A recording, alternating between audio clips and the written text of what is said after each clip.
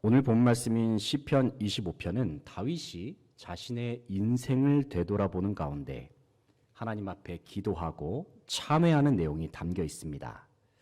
다윗은 이스라엘을 통치하는 위대한 왕이었지만 그의 인생을 들여다보면 결코 평탄한 삶을 살았던 것이 아님을 알 수 있습니다. 분명 그의 인생 속에는 위대한 승리가 있었고 왕으로서 누리는 찬란한 영광도 있었습니다. 하지만 다윗의 삶 속에는 대적들로 말미암는 고난도 있었고 두려움과 역경까지도 있었습니다. 심지어 그의 대적들 중에는 사랑하는 아들 압살롬도 포함되어 있었습니다. 그러나 다윗은 자신의 인생을 회고할 때에 한 가지 사실만큼은 분명히 알고 있었습니다. 그것은 지금까지의 자신의 인생을 지켜주시고 인도하셨던 분은 오직 하나님 한 분뿐이었다는 사실입니다. 이제 다윗은 지나온 세월을 돌아보면서 자신의 삶의 발자취 속에 함께 하셨던 하나님의 흔적들을 떠올려 봅니다. 생각해 보면 주님의 은혜는 너무나도 크고 놀라웠습니다. 하지만 하나님의 무한하신 사랑과 그 은혜에 비추어 볼 때에 다윗 스스로의 모습은 한없이 초라하고 부끄럽기 그지없습니다. 하나님의 백성으로서 거룩하게 살고 싶었지만 그러지 못했던 순간도 있었습니다. 때로는 하나님 앞에서 범죄하면서 넘어졌던 때도 있었습니다. 주님의 뜻에 온전히 순종하지 못했던 시간도 있었습니다. 오늘 본문에서 다윗은 지난 날에 하나님 앞에서 보였던 자신의 부족함과 연약함을 돌아보면서 다시금 주님의 은혜를 구하고 있습니다. 그는 하나님의 은혜를 간절한 마음으로 기도하면서 구합니다. 오늘 본 말씀 1절을 보면 다윗은 여호와여 나의 영혼이 주를 우러러 보나이다 말씀합니다. 여기서 주님을 우러러 본다는 것은 세상의 어떤 어려움 속에서도 흔들리지 않고 오직 하나님만 주목한다는 뜻입니다. 다윗이 이처럼 하나님을 우러러보는 이유가 무엇입니까? 왜냐하면 하나님의 은혜 없이는 자신은 아무것도 아니라는 사실을 잘 알고 있었기 때문입니다. 하나님의 능력 없이는 아무것도 할 수 없고 하나님의 지혜 없이는 아무것도 알 수가 없다. 그는 너무나도 잘 알고 있었습니다. 그래서 다윗은 하늘을 향해 두 손을 들고 간절한 마음으로 주님께 기도합니다. 지난 날에 자신을 지켜주셨던 하나님의 은혜가 앞으로의 삶 속에서도 동일하게 더 충만하게 임하도록 그는 간절한 마음으로 하나님께 구하고 있습니다. 이 시간 오늘 본 말씀 가운데 나오는 다윗의 간구의 내용을 함께 살펴보면서 우리의 삶 속에서 마땅히 주님께 구해야 할 기도와 간구의 내용은 무엇인지 함께 살펴보기를 원합니다. 첫째는 주님의 살아계심을 경험케 해달라고 기도했습니다. 오늘 본 말씀 2절 3절 말씀을 읽어보겠습니다. 2절 3절 나의 하나님이여 내가 주께 의지하여 싸우니 나를 부끄럽지 않게 하시고 나의 원수들이 나를 이겨 개가를 부르지 못하게 하소서. 주를 바라는 자들은 수치를 당하지 아니하려니와 까닭없이 속이는 자들은 수치를 당하리이다. 아멘. 2절 말씀의 중간 부분을 보면 나를 부끄럽지 않게 하시고라는 표현이 나옵니다. 이 말씀은 하나님을 의지하면서 살아가는 다윗을 그의 대적들이 비웃지 못하게 해달라는 의미입니다. 다윗은 모든 생활 속에서 하나님을 철저하게 신뢰하고 바라보면서 살았던 사람입니다. 만약에 그랬던 다윗이 행여나 자신의 대적들에게 부끄러움과 수치를 당하게 된다면 그는 대적들로부터 비웃음을 당할 것입니다. 그뿐만 아니라 다윗이 믿는 하나님도 그의 대적들에 의해서 조롱을 당하게 됩니다. 하지만 하나님은 분명 살아계십니다. 그리고 주님을 바라보고 의지하는 자들을 반드시 구원하시는 분이십니다. 시편 37편 40절 말씀을 보면 여호와께서 그들을 도와 건지시되 악인들에게서 건져 구원하심은 그를 의지한 까닭이로다 말씀합니다. 하나님께서는 하나님을 의지하는 주님의 백성들을 반드시 도우시고 구원하십니다.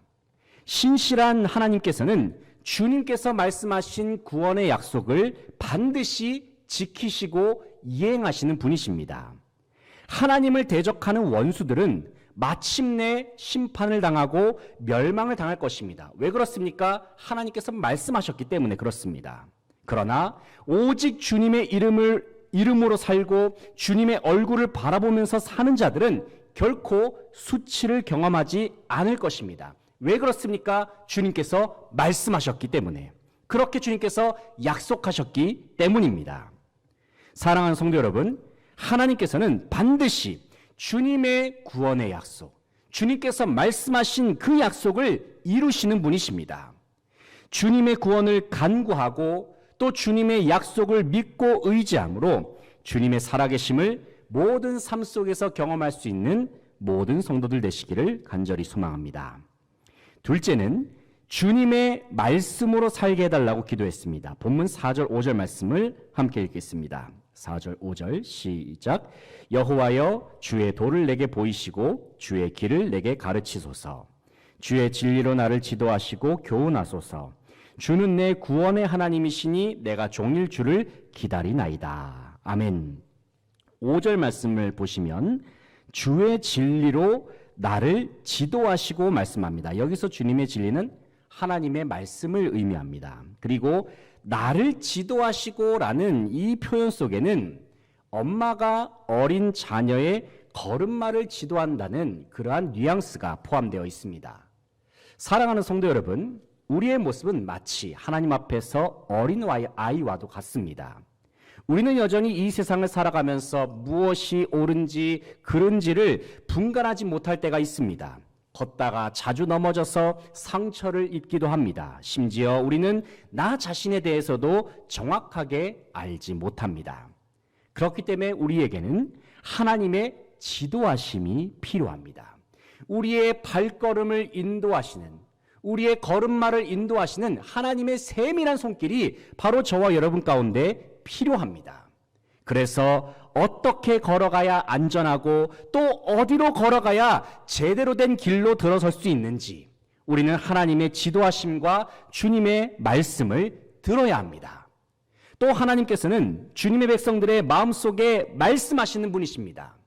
주님은 기록된 말씀인 성경을 통하여 우리의 마음에 말씀하셔서 우리의 삶을 인도하십니다.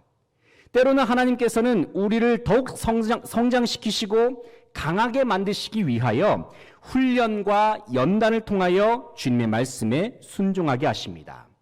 본문 4절 말씀을 보면 주의 도를 내게 보이시고 주의 길을 내게 가르치소서 말씀합니다. 여기서 내게 가르치소서라는 말 속에는, 원어적 의미 속에는 징계나 훈련, 연단을 통해서 가르친다는 의미가 있습니다. 현재 올림픽이 진행이 되고 있죠. 선수들이 지난 4년 동안 열심히 훈련한 결과로 대회에 임합니다. 비록 그들이 그동안에 겪어왔던 훈련은 매우 힘들고 고통스럽지만 훈련은 결국 그 선수를 강하게 만들고 경기하는 선수들에게 이길 수 있는 능력을 줍니다. 그래서 더욱 높은 순위에 입상하게 만들어줍니다. 열심히 훈련하면서 흘리는 피와 땀과 노력 없이는 결코 원하는 실력과 결과를 얻어낼 수 없습니다.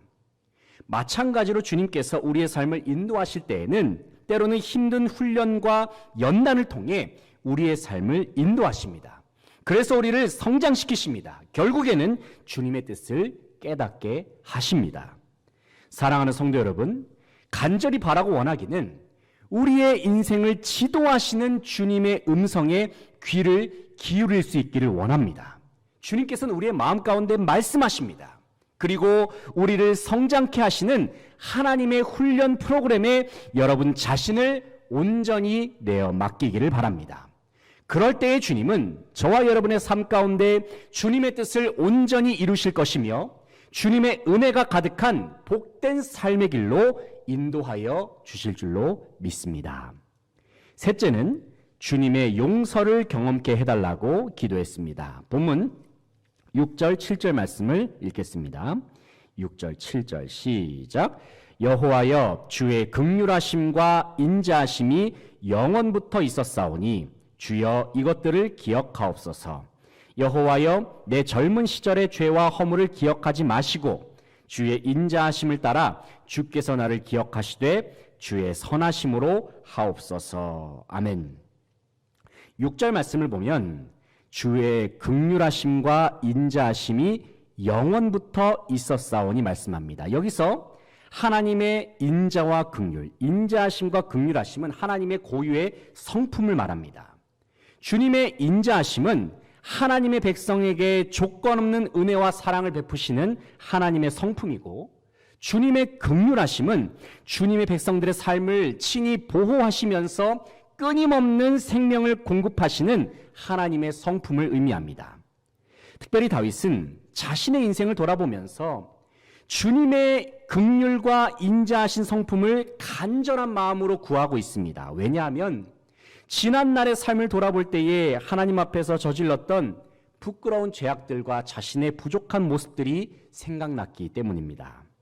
다윗은 하나님을 전심으로 사랑했던 사람이었습니다. 그렇기 때문에 지난날의 자신의 죄악이 기억날 때마다 하나님 앞에서 너무나도 부끄럽고 죄송스러운 마음이 그의 마음속에서 사무쳐서 견딜 수가 없었습니다. 하지만 다윗은 비록 자신은 불완전한 죄인이라 하더라도 주님의 한량없는 은혜와 사랑이 자신의 모든 죄악을 덮어주심을 굳게 믿었습니다. 그래서 다윗은 하나님의 인자하시고 자비하신 성품에 기대어서 주님 앞에 용서를 구합니다. 왜냐하면 하나님께서는 전심으로 통회하고 자복하는 마음으로 회개하는 자들의 죄를 용서하시는 분이심을 다윗은 확신하고 있었기 때문입니다. 다윗은 시편 103편 8절로 13절 말씀에서 주님 앞에 회개하는 자들의 죄악을 용서하시는 하나님에 관하여서 다음과 같이 말씀하고 있습니다.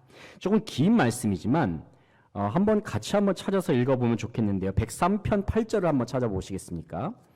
103편 8절로 13절 말씀입니다.